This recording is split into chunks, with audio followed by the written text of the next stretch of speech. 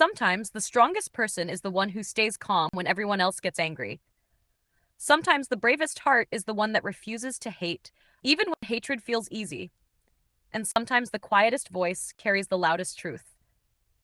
This is one of those stories. A story where a young man shows the whole world what it really means to trust God, even when a king is trying to destroy him. And before everything begins, let your heart hold this tiny seed.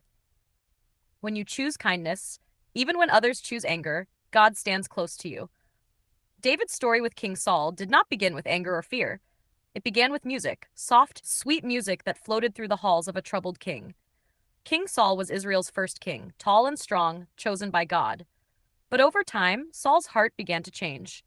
He stopped listening to God the way he used to. He started following his own ideas, and his own pride grew large and heavy. When Saul disobeyed God again and again, God chose a new person to one day be king.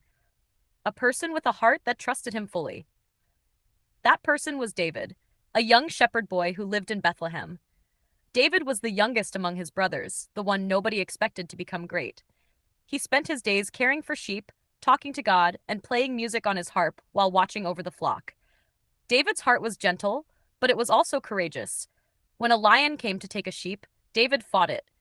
When a bear attacked the flock, David defeated it too. He didn't brag. He didn't boast. He simply trusted God for strength. One day the prophet Samuel came to David's family. God had told Samuel to choose the next king from among the sons of Jesse, David's father. Jesse brought out all his older sons first. They were tall, strong, and impressive. But God told Samuel, "People look at the outside, but I look at the heart." One by one, God said no to each of David's brothers. Finally, Samuel asked, "Are these all your sons?" Jesse said, "There is still the youngest. He is taking care of the sheep." And when David came in, God told Samuel, "This is the one." Samuel anointed David with oil, and the Spirit of God came upon David with power. Even though David was still a boy, God had already prepared a plan for him, one that would one day change the whole nation. Sometimes the biggest gifts come quietly, in moments we do not expect, and sometimes God prepares us for something great long before anyone else sees it. Meanwhile, King Saul's heart became more and more troubled. He felt heavy inside, angry without reason, worried without rest. His servants said, "Let us find someone who can play the harp. Music might help calm you." And God arranged everything perfectly. David was chosen to play for the king. When David entered Saul's palace, he played his harp with gentle hands and a peaceful spirit.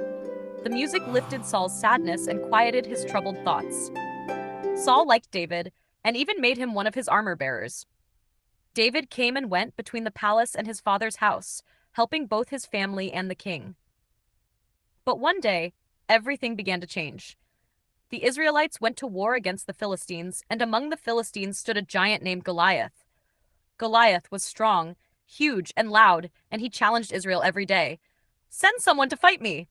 But no one was brave enough, not even Saul. David came to check on his brothers at the battlefield and heard Goliath's insults. His heart burned with courage, not the kind that comes from pride, but the kind that comes from knowing God is bigger than any giant. And so David stepped forward, trusting God completely. With only a sling and 5 smooth stones, David defeated Goliath. The giant fell, and the whole nation shouted with joy. Even Saul was amazed. Sometimes courage is not about being the biggest or the strongest. It is about standing firm because you trust the God who never fails. After Goliath's defeat, Saul brought David into his home permanently. David became a strong warrior, and Saul placed him over his fighting men. Everywhere David went, God helped him succeed. The people loved David. The soldiers respected him. Jonathan, Saul's son, became David's closest friend, a friendship tied together by love, trust, and loyalty. But Saul watched all of this and felt something grow inside him, something dark and painful. Jealousy. When the people sang, "Saul has slain his thousands, but David his 10,000s," Saul's heart twisted. He felt threatened. He felt afraid that David might take his place.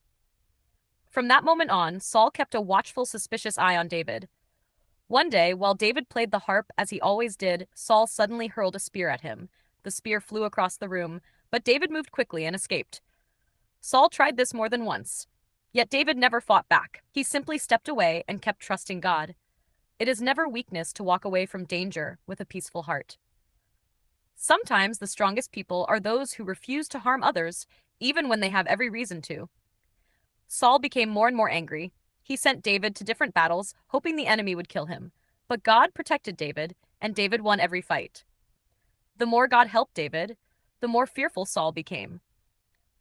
Finally, Saul even told his servants and Jonathan to kill David. But Jonathan loved David as his own soul. He warned David and helped him escape. Jonathan spoke kindly to Saul, reminding him that David had done nothing wrong. For a short time, Saul listened, but soon jealousy crept back in. David fled again when Saul tried to kill him. This time, Saul sent men to watch David's house so they could capture him in the morning. But Michal, David's wife and Saul's daughter, helped David escape through a window. David ran into the night while Michal tricked the guards. Sometimes the people God places in your life become the helpers who lift you during the darkest moments. David fled to Samuel the prophet, but even there, Saul sent men to capture him. God protected David again and again, stopping Saul's men and even stopping Saul himself. Yet David still refused to harm Saul. From this moment on, David became a man on the run. He traveled from place to place, hiding in caves, forests, and lonely hills. Saul chased him with soldiers, searching for him day and night.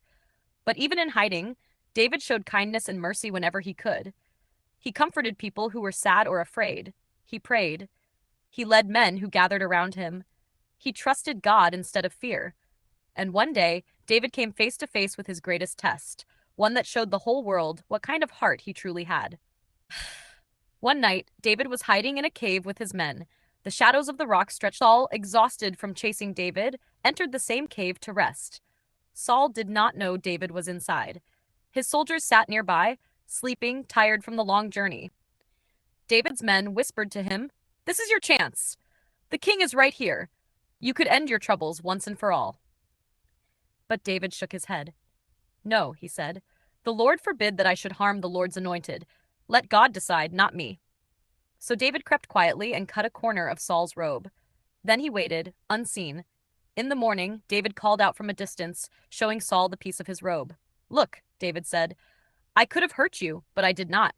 See that I mean no harm?" Saul was amazed and cried out, "You are more righteous than I am. You have treated me well, even though I have been trying to kill you." Even the hardest hearts can soften when they see mercy. David had the power to harm Saul, but his heart chose kindness, and God honored that choice. After that, David continued his journey, moving from place to place to stay safe. He lived among people who needed protection and guidance. He gathered a group of men who were troubled, hurt, or afraid, and he became a leader to them. God's protection was with him wherever he went.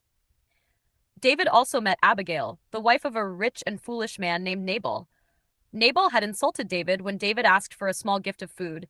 David became angry and prepared to take revenge. But Abigail met him with wisdom and humility.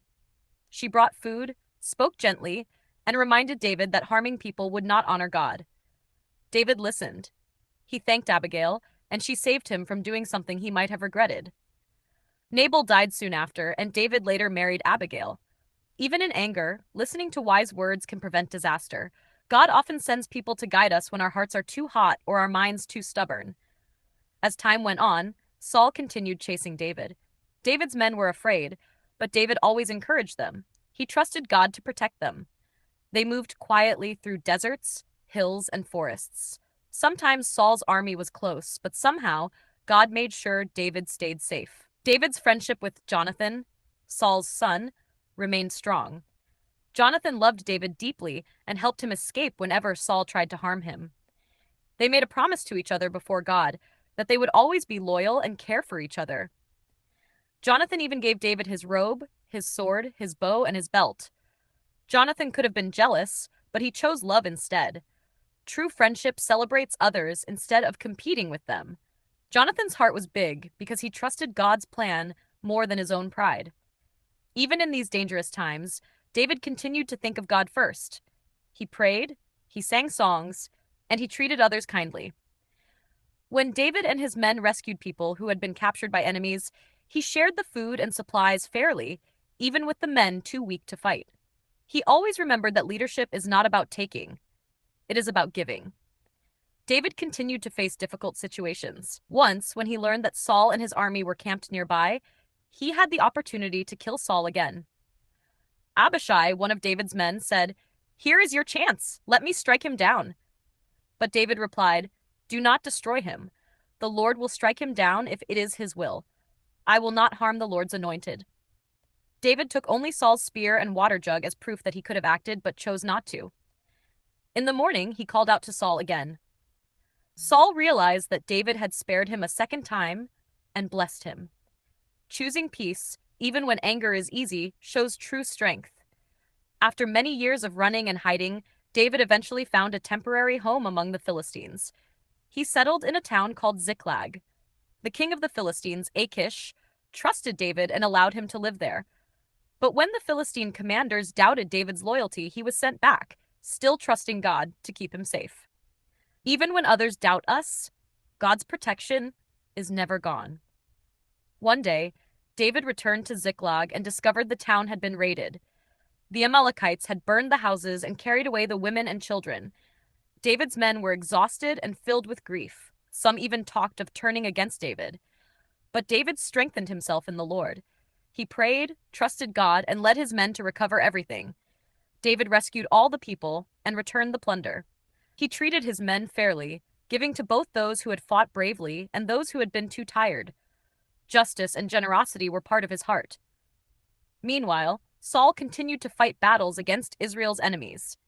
He asked God for guidance, but this time, God did not answer. In desperation, Saul visited a medium at Endor, trying to speak with the prophet Samuel who had died. Samuel's spirit appeared and said, "Because you disobeyed the Lord, tomorrow you and your sons will fall in battle. The kingdom will be taken from you, and God will give it to a man after his heart." Saul left the medium, trembling. He had lost God's favor because he had chosen his own pride and jealousy over obedience. The next day, Israel went to war against the Philistines. Saul's sons, including Jonathan, were killed in battle. Saul was badly wounded and, to avoid capture, fell on his own sword. His armor-bearer did the same. Brave men from Jabesh-Gilead recovered Saul's body and buried him with respect. David heard the news and wept bitterly.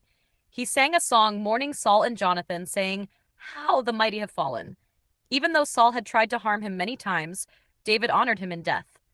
Forgiveness and respect for others, even those who hurt us, shows the power of a heart guided by God.